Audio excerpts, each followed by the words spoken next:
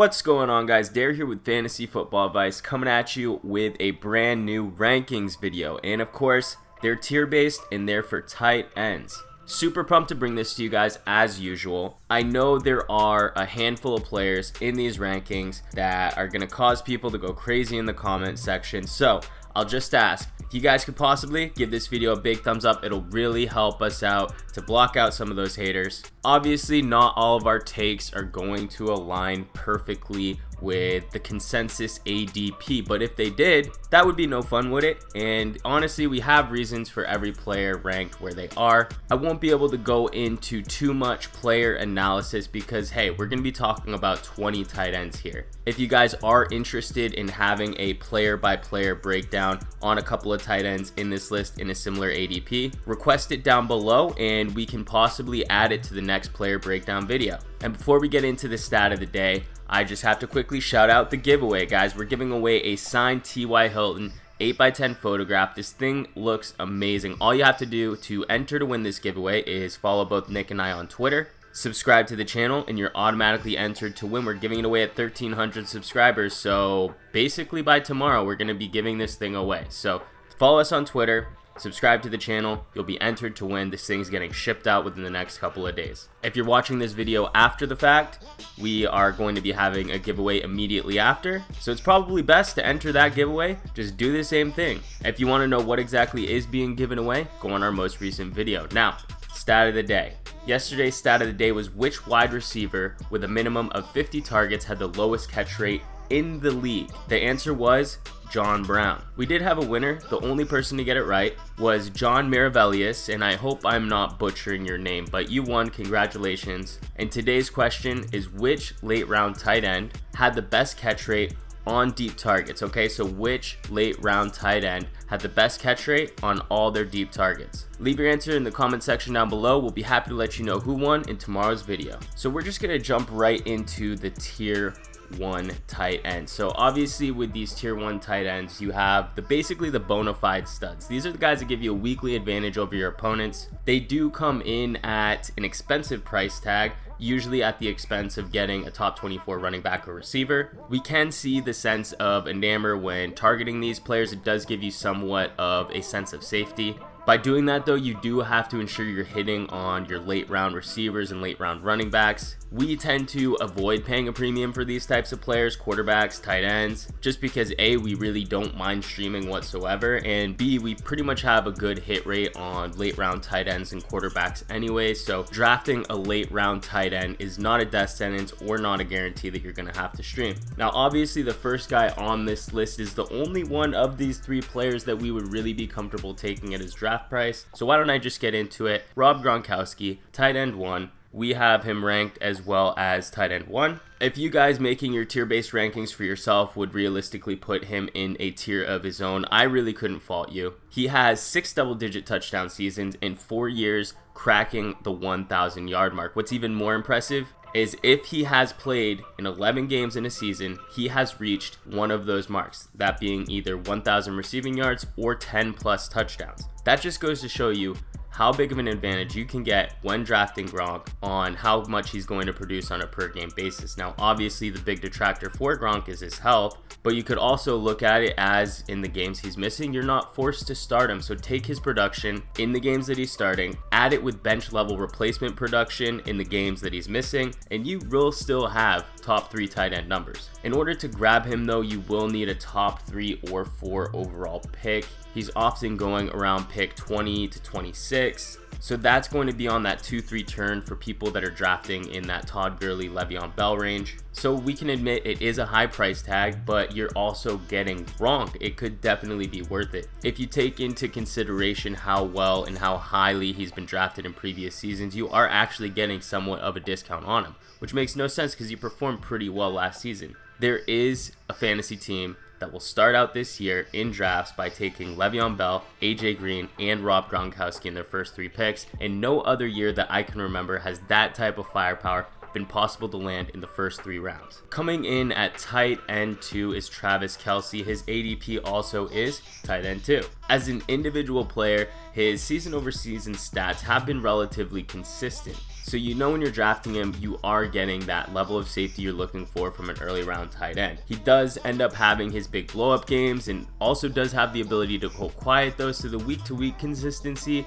is not as great as the end of season numbers would kind of portray. Either way, there's no denying that he has the ability to finish as possibly the top tight end overall. He did it the year Gronk was injured, but we still personally would rather lean on the side of taking Gronk about a round earlier, just because the upside you really can't compare. Kelce himself has really never been a big touchdown guy. Excluding last year where he scored 8, his career high was 5 touchdowns. Now we know there is a change in quarterback this year, which does present some risk, but at the same time it also presents upside. Patrick Mahomes is presumably a much better downfield passer than Travis Kelce was. That could help Kelce's ability to get more yardage game over game. And we do know that in recent years, they have been more than willing to give Kelce targets within the 20s. So there is really a potential for him to see career highs in maybe not targets, but maybe yardage. Where the risk does come in, of course, they brought in Sammy Watkins. We don't know the connection to Mahomes and Kelce. Now, normally, young quarterbacks do tend to lean on tight ends more heavily, but it's still something we have not seen on the field yet. The game that Mahomes did start in week 17 last year, Kelce was not playing, obviously in preparation for the playoffs. So we're not 100% sure if Kelce will be as heavily targeted as he was before Watkins was there or when Alex Smith was the quarterback. Now overall, there is a lot to like about Kelce. And other than that, there's really not much to dislike other than his price tag. But like we said, if we're going to take a tight end early, it's going to be Gronk, not going to get Kelce around later. The next tight end we have to round out this tier is Zach Ertz, coming in at tight end 3 for us, and ADP also has him as tight end 3. If you look at his end of season numbers, what you see with Ertz is consistency. The past 3 seasons, he has had no fewer than 74 receptions and also no more than 78 receptions. He has had no fewer than 816 receiving yards and then no more than 853. So what makes it that Ertz all of a sudden made this jump into the fantasy elite tier? Well, the only difference was he scored more touchdowns last season than he did in any other season before. His career high was 4. Last season, he scored 8. And the way that he produces points was really consistent. Something some of you may not know about Ertz unless you had owned him in previous season was how inconsistent he really was on this season. The only time that you would know that you're going to get great elite level production was in December. Don't ask me why, but that's just how it would happen. The final 4 games of 2015, he averaged 9 receptions for 113 yards or 20.3 fantasy points. In the final 4 games of 2016, he averaged 8 receptions for 91 yards and even scored twice. So it's easy to see that nearly half of his production in both of those seasons came in the final month of the season. This past year, unlike the others, he was finally able to put it together throughout the whole season consistently and was arguably one of the most consistent fantasy producers from the tight end position. So what can we expect in 2018? Well, I'd say a lot of the same. Not the same as you saw in 2015, not the same as you saw in 2016. A lot more consistency game to game. Ertz should once again remain one of the most consistent tight ends, and his touchdown totals should remain similar. He missed 2 games last season. Hopefully he can remain healthy this season, but no matter who's at quarterback, whether that's Wentz or Foles, the Eagles offense showed a willingness to put the ball in his hands, and especially in times of the game that really mattered, Ertz really rise to the occasion. Some people may try to detract you away and say that this passing schedule for the Eagles, it's really difficult, and yes, it is on the more difficult side, but that doesn't necessarily impact tight ends. We've seen really good pass defenses against receivers have complete mismatches when it comes to tight end, and although Ertz isn't like an athletic freak like some of these other guys on the list, Ertz can still be a mismatch for opposing defenses. One thing to consider though is that if all 3 of these tight ends, Kelce, Gronk, and Ertz, all have their best season, all reach their ceiling, Ertz is probably the lowest just because of the way that this offense spreads the ball around. the way that they have so many players that can really put the points on the board, the way that their defense is probably the strongest. It's just one reason why we think Ertz is fairly ranked as third in ADP, and that's where we have him as well. Now, before we move into the next tier, if you guys want in-depth analysis, you want something that you can bring to your draft, consider getting our premium rankings. They're now available on our website. You can sign up and gain immediate access at thefantasyfootballadvice.com. You get player breakdowns, risk ratings, sleepers, busts, projected target shares, and instant access to our Facebook group. If you guys haven't had a chance to check that out, go to our website and consider becoming a member today. Now on to the tier 2 tight ends. This next tier is where the majority of people are going to be targeting their tight ends. These guys do have top 5 potential. They also come with less risk than guys that you're getting later on in the draft. But the point is, when you're drafting these guys, you're drafting them with the intention to lock them into your lineup. You have no intention of streaming or picking up a tight end on the waivers unless you're filling in for a bye week or your tight end basically just gets injured for the season. We still personally prefer to wait until this next following tier, that third tier, before taking tight ends. But the only exception would be the first player on this list, who we absolutely love the value of, and that's tight end 4, Kyle Rudolph. His current ADP is tight end 7.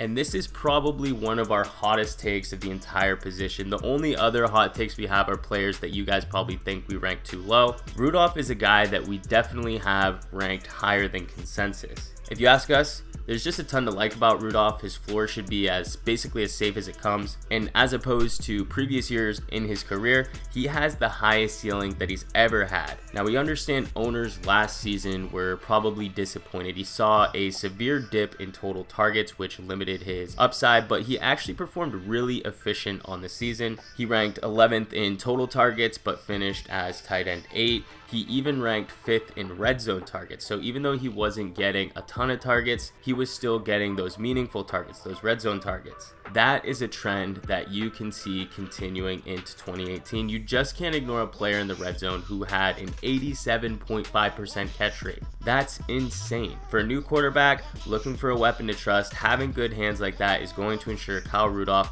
is going to get the ball when the situations matter most, when you're in the red zone. What also makes him a player to trust, not only for Cousins, but for this team, he was 1st in all tight ends in drop rate, 2nd in pass blocking efficiency, 5th in deep passing, 5th in deep receiving, and 8th in slot performance. There was not one single category that he really struggled in. So although he did perform rather mediocre, when you really break it down on how well he performed, he was one of the better tight ends in the entire league all around. Now, with the quarterback change going over to Kirk Cousins, that should be a really good sign. Cousins targeted the tight end position on 24.4% of passes while he was in Washington, and the production from that position as a whole averaged out to 137 targets, 99 receptions for 1,100 yards and 8 touchdowns per season.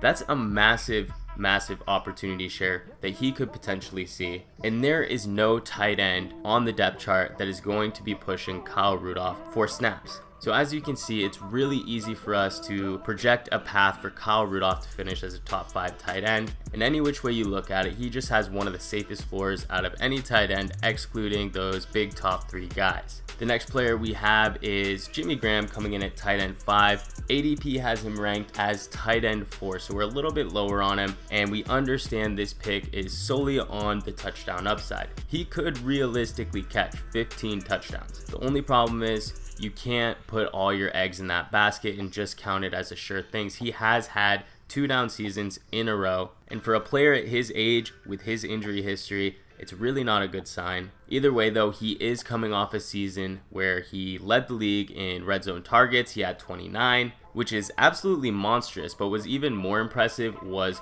14 targets inside the 5-yard line. Clearly that's just not going to be duplicated, but what we can say in his benefit is that he's getting one of the most efficient quarterbacks in the red zone in the history of the NFL, so the upside's there. The only problem we could see is, like I said, his age and the way that he's been falling off in production, but overall we have him ranked 1 spot lower than consensus. We do think that the risk reward puts him as a value when it comes to fantasy drafts. He does realistically have league winning type upside if everything falls his way, but remember, everything is about value, and if we do break it down, you all can see that we have Rudolph ranked higher than him, and Rudolph's also going several rounds later than him. So easily the decision is going to be wait for Rudolph. But to give you guys a short answer, if we were given in a vacuum a choice between the value of someone like Graham over Ertz or Kelsey, we would take the value of Graham all day. The next tight end we have is Greg Olsen coming in at tight end 6.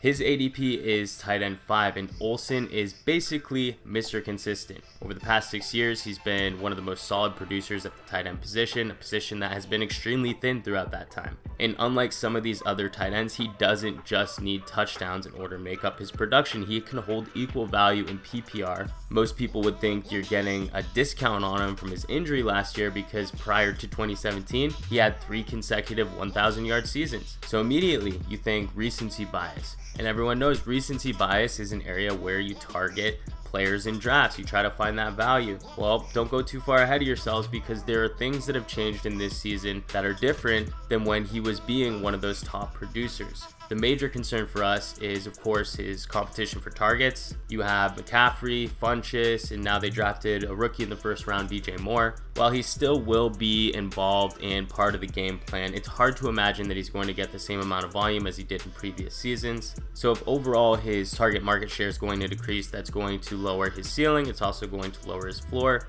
And for a guy who unfortunately does not get a bunch of touchdowns, he may be lacking those real boom games, the boom games that some of these other tight ends in this range can provide you. Remember, this team does not have a lot of passing volume. Cam Newton's not one to throw 30 touchdowns. So when you start divvying out all the potential targets and all the potential red zone targets, it's hard to imagine Olsen can do much more than return value. Next, we have Delanie Walker at tight end 7, and he is currently going in ADP as tight end 8. There's not much to really say about Walker. He hasn't been a player that we've really given too much consideration for. On one hand, he's been fairly consistent year over year, and the new offensive coordinator should be much more pass friendly. But on the other hand, he's really old. He also falls in the stage of the draft where we like the value of other players going around him more.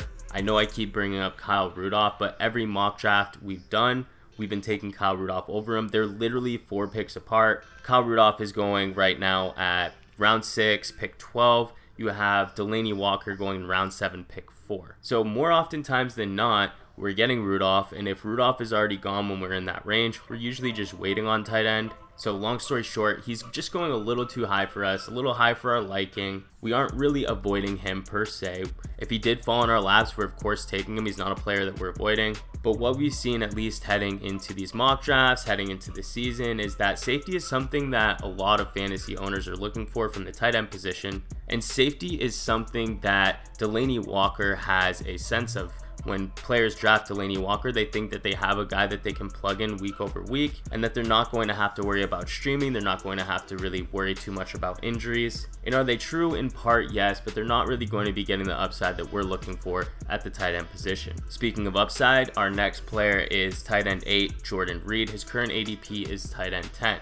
We have him a little higher, and I wouldn't be surprised if when you guys are in drafts, you're seeing Reed continue to climb, because there is a group of people out there that are going to get many shares of Jordan Reed. The type of people that are going to be targeting him are the guys that aren't afraid to stream. Think about it. If you're going to draft Jordan Reed, you really have to care less if you're forced to drop him in 3 weeks when he gets another concussion and he's out for the year. If you're one of those people that draft scared, you're not going to take him. It's purely an upside pick, and it's going to have an extremely low success rate. But if it hits, it could really pay off. I'm talking league-winning type payout. So for you gamblers out there, Jordan Reed may be your pick. His price tag is not super high as opposed to previous seasons. In those previous seasons, we haven't ever recommended drafting him just because his ADP has been absolutely crazy. But what we do know is that Alex Smith is very confident in throwing the ball to the tight end position. So any quarterback concerns should be thrown out the window. The only thing you should really be worried about is that he could literally play 0 games. And remember, I said low success rate.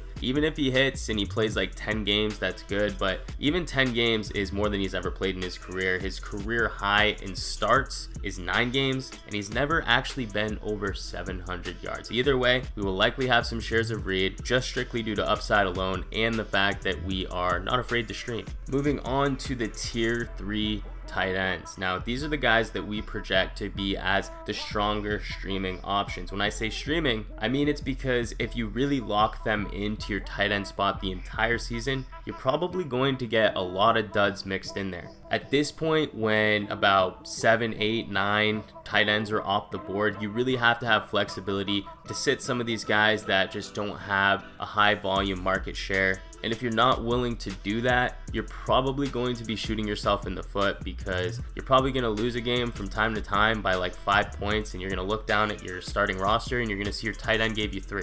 So to start this tier, we have Evan Engram.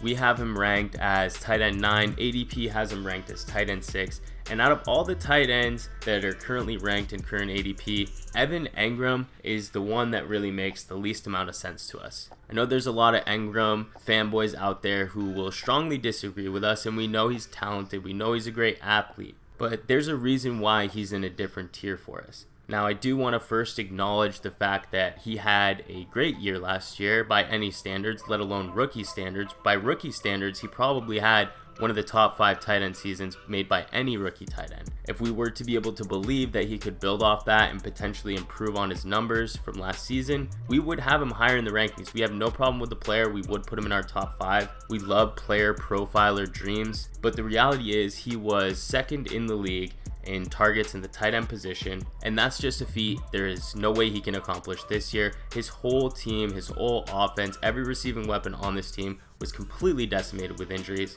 At one point, you had the top 3 receivers on this team out with injury, leaving just Evan Engram alone. Now heading into this season, the receivers are healthy. There's no Brandon Marshall, but I mean, it's Brandon Marshall, who cares? They still have Odell Beckham and a top tier pass catching running back in Saquon Barkley. He's going to garner a high target market share. So no matter which way you spin it, there's no way that we can predict a ton of targets going to Engram's way. So you'd really have to rely on efficiency. And if you're relying on efficiency, you're looking at the wrong player, because Evan Engram dropped the most passes by any tight end by a large margin. He was also 11th in yards per route run, which is pretty abysmal considering his involvement in the offense. And then also in the deep passing game, he had the second lowest catch rate in deep passes. So unless you're expecting him to take a giant step forward from year 1 to year 2, which is likely that he will improve, but he needs a giant step forward to overcome all of his inefficiencies while also dealing with having less targets on the season. Having him ranked as tight end 9 basically means there's no way we can get him on our rosters, because by the time he would fall to tight end 9 in drafts,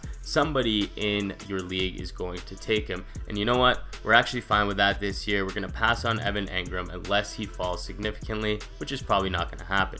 The next tight end we have is another hot take. It is OJ Howard of the Tampa Bay Buccaneers. We have him at tight end 10. His current ADP is tight end 15. I'll just start off by saying we have not seen the best of OJ Howard yet. A lot of people are quick to say that he's going to have a minimal role in the offense. Cameron Brate's going to be the main guy, and while I do like Cameron Brate, you can't count out OJ Howard. His measurables off the charts: 98th percentile height adjusted speed score, 97th percentile agility score, 87th percentile spark score. Simply put, this guy's an athlete. He's 6'6", 250 pounds. When I talk about mismatches, when I talk about nightmares, that's this guy. He's got the height, he's got the speed, he's basically the whole package. And we mentioned Brate before, and I know he just got paid, but we also can't discredit the fact that OJ Howard was taken 19th overall. Tight ends don't usually produce in year 1, and while everyone last year was drafting all these rookie tight ends super high, and now all of a sudden in year 2 they're cooling off, that's confusing, because we told you guys last year, don't draft the rookie tight ends. Yes, Evan Engram paid off, but I mean, realistically, we told you why. He shouldn't have paid off. He was just a rookie. But we knew last season that once all these great tight ends came into the league, we had some future studs on our hands. And then, to everyone's surprise, I guess, all these tight ends busted in their eyes and they feel like they wasted a draft pick. All these guys were owned on people's teams last year. Those same guys that own these players, they don't want to own them this year. Who wants to own them? Us, because we knew they were going to bust last year, and this year they actually have the potential. We're getting into this range of the draft where we have no problem holding on to a guy for a few weeks or dropping him or streaming him. So why not get the guys that have the most upside, And when all of these players were drafted to all of these teams, every fantasy owner was salivating at the chance to own these guys. Well, now's your chance. Take a shot. If it doesn't work out, drop him. We have OJ Howard at tight end 10. ADP has him at tight end 15. We think that he's going to be an excellent value in drafts. And if you get him, you're getting a freakish athlete. And if you ask us, OJ Howard is coming in at a great price in 2018. The next tight end is George Kittle. He is currently our tight end 11. ADP also has him as tight end 11. And similar to Howard, George Kittle is also an exceptional athlete. 88th plus percentile scores in all measurable categories, including an 100th percentile agility score. One thing that's also going in Kittle's favor is that he has an up-and-coming, promising quarterback in Jimmy Garoppolo. And one thing Jimmy G does well is he distributes the ball. So if Kittle can make some plays on his own, Jimmy G should be able to capitalize on it and give him some opportunities. Now, Kittle isn't exactly huge like some of these other tight ends that recently entered the league, but he does come in at 6'4", which is by far the tallest and biggest receiver on this team. As we know, they're lacking some red zone weapons. I personally believe Dez Bryant should join the team, but Willie, probably not. I think talks cooled between him and San Francisco. In the meantime, why not give your biggest receiver, your biggest body, targets when you get to that side of the field? They had 18 field goals in the final 5 games while Jimmy G was starting. 18.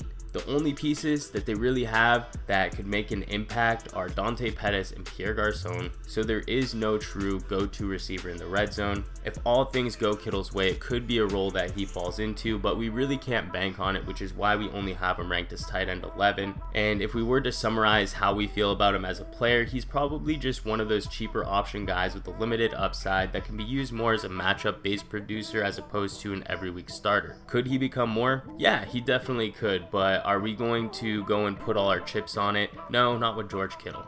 Moving on to tight end 12, in the same tier we have Jack Doyle. His ADP is also tight end 12, so we're aligned there. And out of these guys, Doyle's actually a guy that we really like this season. Players like him are the reason that we wait so long on tight end. Don't forget, Doyle has played with Luck before, even posting nearly 600 yards and 5 touchdowns with him.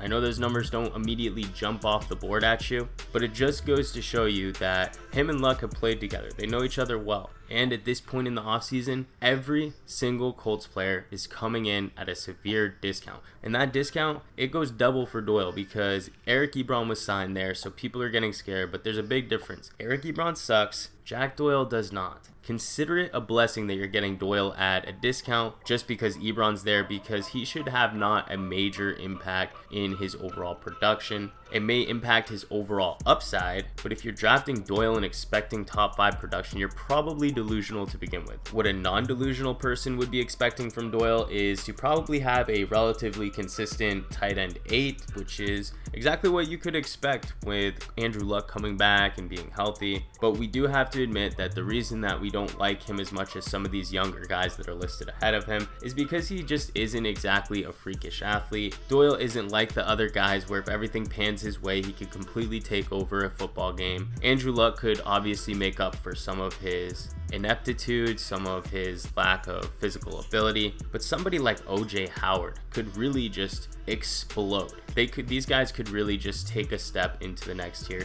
Doyle's not going to do that, but either way, you're paying for safety. He's kind of like the Phillip Rivers, the Matthew Staffords of the tight end position. Coming in at tight end 13 is David Njoku. We're also aligned with ADP because ADP also has him tight end 13. Now mark our words, Njoku is going to be a major name in fantasy sports in the years to come. It may not happen this season, it may not happen next season, but believe us, Njoku is going to break out eventually. We saw Zach Ertz take a while to break out. Jimmy Graham only had 356 yards in his rookie season. Tight ends, they do take a while, and kind of like what I mentioned with OJ Howard, all of these players that everybody was super high on last year, you guys should be targeting them, and even if they don't perform well this season, target them again next year. Now, you're not going to have to pay a lot, and next season, if one of them doesn't perform, you're going to have to pay even less. But when it comes to targets, you want to target these freakish athletes, these first-round talents, these guys that these teams are going to want to get involved because they're financially invested.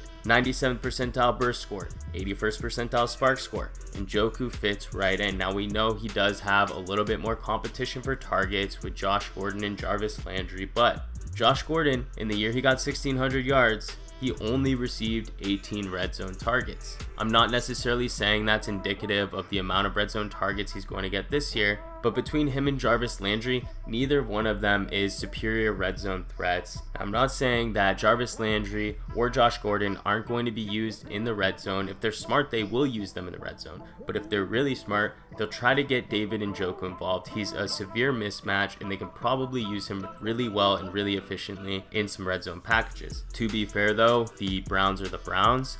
They don't really do things that are smart. I just saw a report that came out today saying they're lining up Jarvis Landry outside, which makes absolutely zero sense. I think he's got like a 12th percentile speed score and agility score, and his burst percentage probably can't be over 20. But hey, why not take him out of the position where he's been one of the best in the league at and put him on the outside? Okay, well, these are the types of reasons why you can't trust the Browns, and we can't necessarily assume they're going to do the best thing for the benefit of this team, which means Njoku may not break out this year, but coming in at tight end 13, you're not risking much. There's a tier break here, and we're moving on to the tier 4 tight ends. Now, this tier is more than likely a complete shot in the dark. Most people don't intend on owning these tight ends for more than a few weeks. They're definitely not going to be afraid to drop them. And some teams will even own multiple tight ends. This may be their backup tight ends. Obviously, we don't own 2 tight ends. We normally advise against it. But the moral of the story is, if you're drafting players in this range, you're not going to be afraid to move on from them.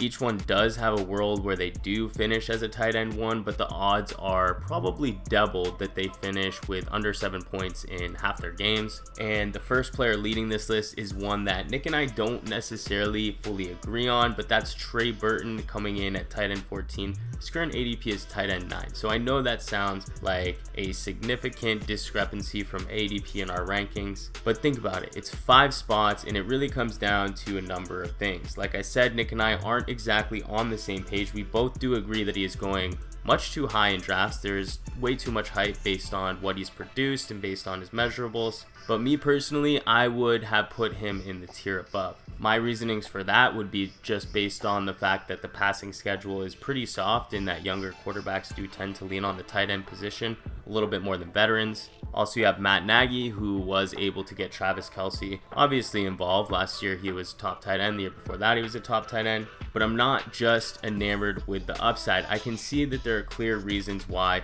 you would want to have him ranked low, and we currently have him ranked as 2014. And simply put, Trey Burton was on the right side of variance last season. And when you look further into what Burton was able to do throughout his career, he has never been a guy to make anything in yards after the catch. Also, he's switching teams. Now we know that he does come into a better situation where he's moved up the depth chart, but at the same time, history shows receivers do not normally play well, with a few exceptions, in year 1 in their new teams. Anytime that we have a tight end or receiver changing teams, we can't always put on the rose-colored glasses, and I think that's what's happening to Trey Burton a lot this season. Also, everyone loves Chicago this year. We love Chicago this year, but remember, nobody has seen this offense be good yet. We're all projecting it, and the Bears do seem to fit the bill for one of the teams that can make a big jump up in total production from the offense. But the only problem is you're already paying for it as if their offense is improved and that we've seen it. In reality, you have to consider that as risk and as upside, but you don't want to pay for the upside up front before you see it on paper. And if you are going to be paying for the upside, at least also pay for the floor as well. And the floor for Burton is actually not as high as everyone makes it seem. This is a team with a good defense. It's a team that has a really strong rusher in Jordan Howard, and it's a team that also has 2 very capable receivers and some guys that also could provide production in Taylor Gabriel. And I mean, let's be honest, Kevin White's probably not going to see the football field, but between Allen Robinson, Taylor Gabriel, and Anthony Miller, don't forget to throw in Tariq Cohen as well. This team has a lot of options, and as much as we do like Burton and his ability in the future for the Bears, it's just not fair to pay full price for his production before we've really seen him perform at the NFL level, besides in short spurts, and before we've seen him play on this offense. You're paying a premium for a player that is going to have a really difficult time exceeding his draft day price tag, and for those reasons, we are probably not going to own many shares of Burton. Moving on to tight end 15, we have Vance McDonald. His current ADP is tight end 19. The good thing about McDonald is you're going to know pretty quickly if he's a guy you're going to want to keep or you're going to want to drop. This is a pure upside pick. The floor with Vance, it's super low. He's never had a season over 391 receiving yards and never had a season over 4 touchdowns. He's coming into his 6th year in the NFL, never played a full season. So what's there to like? Well, that was the bad. Let's talk about the good. The good is he costs absolutely nothing, and he does have the upside that you don't normally see that late in the draft. Like I said, he's going in as tight end 19, and the last time that we saw Vance, it looks like he was starting to fire on all cylinders. He had 10 receptions for over 100 yards, and that connection between him and Roethlisberger was really starting to come to fruition. Now, in the past, we have seen spurts where Heath Miller, the aging veteran, was starting to look good. Unfortunately, Miller was getting older while Ben was still able to put up good numbers. Now we have a player like McDonald who still has some good years left, and if he's able to put it together, you may have a real good fantasy asset on your team. Now, we're not calling for a complete breakout on this player whatsoever, but this late, it's really hard to find a player that can even put up double-digit receptions or 100 yards. So for Vance to do both of those things in one game, he definitely deserves a second look in drafts, and he is coming in a bit disrespected. Coming in at tight end 16, we have Charles Clay. Now, he's currently going undrafted in ADP. Not much is needed to be said with Clay. He's a decent pick. I know a lot of people personally are targeting him late. If you ask us though, he's not a pick that excites us. He gets a rap for being a consistent performer, but it's kind of a false narrative because his best season was in 2003 where he posted 750 yards and 6 touchdowns. That doesn't really jump off the board and excite me. 750 yards, 6 touchdowns, that's just mediocre. I can do better with that in streaming. Then when you factor in that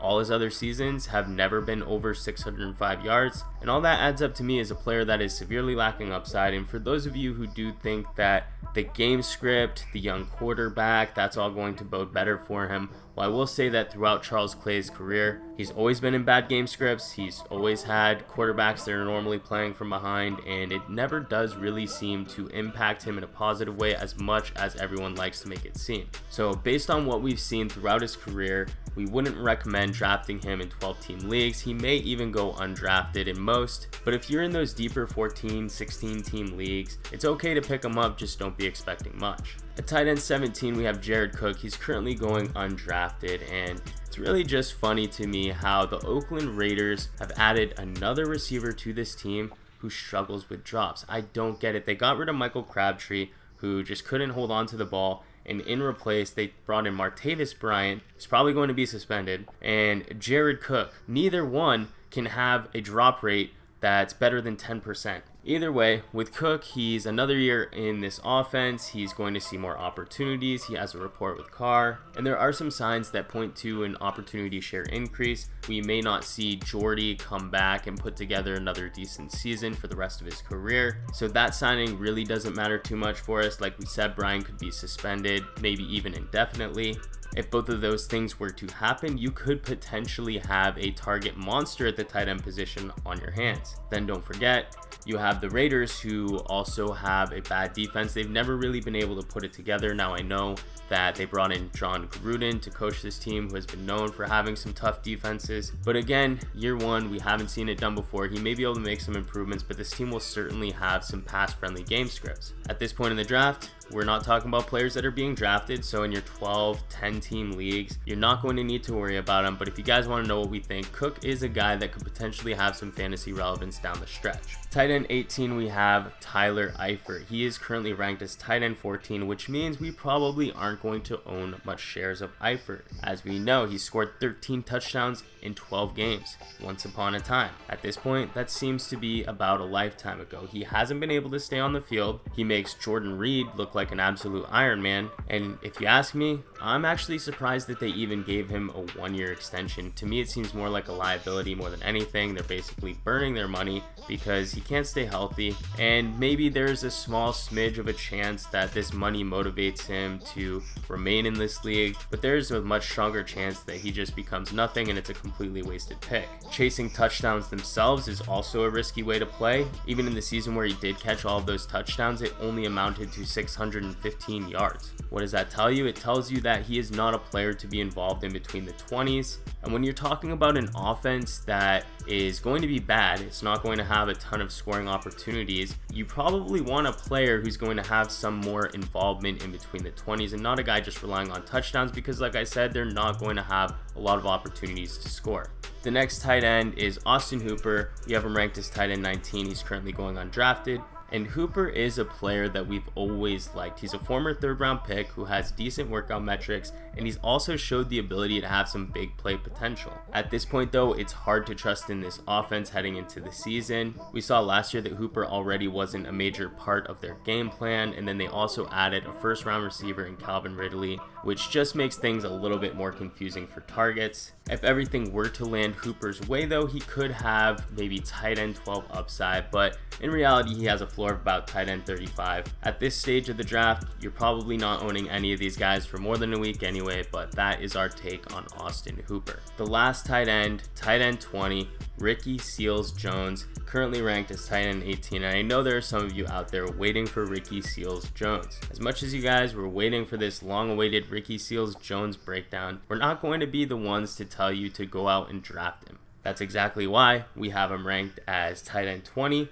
ADP has him as tight end 18. He ran a whopping 68 pass routes last season. What was impressive, we do have to admit, was what he was able to do with those passing routes. He had 3 touchdowns on just 12 receptions, but you also have to factor he had 3 drops. There's a reason that he only ran 68 passing routes. He's still raw. He has a lot to learn. Remember, he's a converted receiver from college. I think this team is more invested in getting him up to speed at the tight end position and not so much about having a potential breakout on their hands. It's a lot of hype for Ricky Seals-Jones. Don't get us wrong, he showed us a lot of promise, and if they do continue to use him as a pass catching tight end, he may have some value down the stretch. But I think it's more important at this point that he learns the position and he takes things slow before we can just go ahead and anoint him as a sleeper candidate. Alright everybody, that's going to do it for today's video, the tight end rankings. If you like this, please hit that thumbs up button. If you're new to the channel, please hit that subscribe button. We thank you all for watching, and we'll catch you on the next one.